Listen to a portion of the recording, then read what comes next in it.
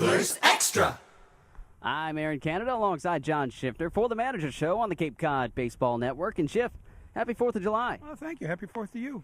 That's the first time we've been to Orleans, and I got to tell you, I like the setup, but no bleachers or anything. No, it's a tough place to watch a ball game unless you're on that side hill over by first base. Now, how do hitters normally fare here? I mean, taking a look down the lines, it's 300 and left, about 312 to right, and 430 some odd to straightaway center. Cavernous out there in center field. It's pretty much hitter's ballpark, though, because the alleys are pretty favorable. Of course, down the line's very favorable, but if you hit it to dead central, it's Death Valley out there. Although I always come here and tell everybody, if you look at the 434 sign and you look at the rocks past the 434 side, Eric Burns hit one there in the playoffs in 1994 or 95. I can't remember which year it was. It was absolutely monumental. I think it was 1995. Monumental home run by Eric Burns. You got 8 good innings out of Derek Self last night, and Kevin Berry pitched well as well, but walked away with your first loss in extra innings of the season. Well, you know, we had to take advantage of things that we did not. We had our chances to win the ball game several times, and we just didn't. And hats off to the Harwich pitching staff. Harwich has some very, very good pitching, and if they can get, they can get the bats and get their bats moving a little bit, they're going to be a team to really be reckoned with. But we had our opportunities. We almost did it a couple times, but that's the nature of baseball. We've certainly done that to some other people this year. So I guess it was our turn. But I was very pleased with the entire pitching performance of our guys. They just did a great job. I mean, when giving up 1 run in 11 innings, that's fantastic. And unfortunately, it was an unearned run too. Overall, the team has been very successful in the later innings and as we go into extra innings. And we've talked about that time and time again. This is a team that doesn't like to lose, and they show it in the later innings. And Derek, when I talked to him after the game, he took it especially hard, even though he didn't earn the loss. Well, again, he had an opportunity to win the ball game, but I think that's the character of this team. They really, really do like to win. They like each other. They pull for each other. You saw the bullpen come down there in the last inning and get the rally cups on and whatever else they do in the other end of the dugout, which I don't go near. And I think that's fantastic. That's what college baseball is all about. It's all about relationships. It's all about having fun. It's all about trying to win ball games. But they don't carry last night's game with them. They're fine today. They're bouncing around. They're ready to go. Ready to play in front of a very large crowd here at Orleans. So.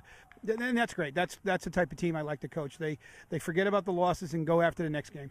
It looked like the Harwich bullpen started the whole rally shenanigans. Who started it for the Anglers? Oh, I don't know. Like I said, I try not to deal with that stuff.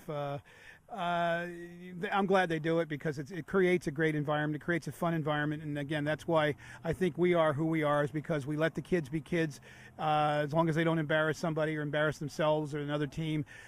Have fun with it. That's what college baseball is all about, camaraderie, team. And, I think that's why, when Jim wrote that book, The Last Best League, that is so true. It is the last best league. Once these kids, go to that next level, that stuff's not allowed. You get looked at, you look down upon if you do silly things like that because it's a business once you get to pro ball. This is college ball. It's summer college ball. It's supposed to be fun, and that's why it's so much fun for me to be here. Game 1 tonight in Orleans. Then Orleans comes to Veterans Field tomorrow night as part of the customary Independence Day weekend home and home. And that's an indication of the tradition that is still held in the Cape League. Oh, absolutely. It's happening all over the Cape. I don't know all of the rivalries, but I believe Bourne's playing Wareham. Hyannis is playing Catuit. I think Harwich is playing Brewster. Yeah, I mean, it's great. It's absolutely great, and that's, again, it's good for the fans. This is such a fan-friendly atmosphere. It's fabulous. I mean, I'm not ready to go yet, but I almost cannot wait for the time that I can just go to a Cape League game and go to any Cape League game and sit and watch the game as just a fan and appreciate it as a fan. But I love it still. It's an awful lot of fun. We spoke to you about a week ago in Hyannis and asked for your first quarter report card. And 6 games since then, you gave the team a B. How do you feel the report card is shaping up here for the second quarter? We're struggling right now. We're not doing putting our offensive shoes on like we could. Obviously, last night we had a couple opportunities that went by the boards. Our situational hitting needs to pick itself up a little bit more. The pitching has been outstanding. The defense has been outstanding. But right now, I'd say we're about a C right now for the midway through that second quarter, and we need to step it up a little bit offensively. Everything else is fine. I mean, we've got one earned run in the last 20, so that's not bad. So the pitching staff is certainly carrying their load. It's just that, I'd like to go double digits in hits every once in a while. That would certainly make me feel a lot better. But again, I say it all the time. There's a lot of real good pitchers out there. So if you scratch together 6 or 7 hits in a 9-inning game, you're doing okay. But I think this team can do better than that. I think we have better hitters. It's just a matter, are they going to get hot, or are they going to start getting a little bit better? And one way that a lot of people would say is a way to manufacture runs is the stolen base, and it seems like as of late, a lot more action on the base paths. We're trying to gauge who's ready to steal, who can steal. You also have to, make sure you have an opportunity to steal on that particular catcher as well. And, we really, runs are so hard to come by that you don't want to give one away, but you want to make sure that pitcher has a favorable timing to the plate that you can run on, the catcher's timing. You don't want to, just run into an out when the pitcher's quick to the plate and the catcher's got a hose and you're out by 10 feet. Well, what'd you just do?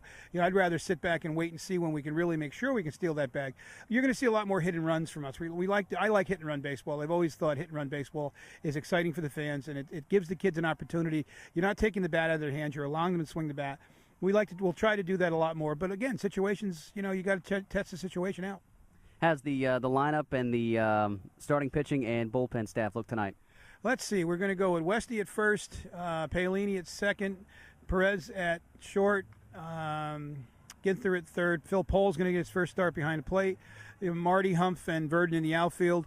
Bullpen is in pretty good shape considering we went 11 last night because Derek gave us those 8 solid innings and Kevin came out and gave us what his 3. So we're in pretty good shape, and we're going to need to because we've got Monday, Tuesday, and then we're going to roll 11 straight. So we need to make sure we shore that up and take care of things. But we're ready to go. How much does it help having a pitcher like Derek Self and other guys like Logan Verrett and Mike Denhart who can go deep into outings and be very economic with their pitches to save the bullpen? It's outstanding, and that's especially right now we're going to be a pitcher short. We can probably say without a lot of question, it looks like Eric Adele will not be coming to Chatham. Eric from UCLA, he has indicated to me that he is probably going to sign with the New York Mets in the next few days. He did leave the door open that it could happen. He may not happen, but you can tell when a kid's excited. It looks like he's going to go. We'll know more about that in the next few days. So that's going to leave us a pitcher down. So we're really going to need guys who are going to come in and give us 6, 7, 8 innings if they can. But we're really pleased with the bullpen. They've done a phenomenal job this year. So, right now, losing that one arm is, we've got this far without that arm, so we should be okay without it. He's John Schiffner. I'm Aaron Canada. It's the Manager Show on the Cape Cod Baseball Network. Go Anglers!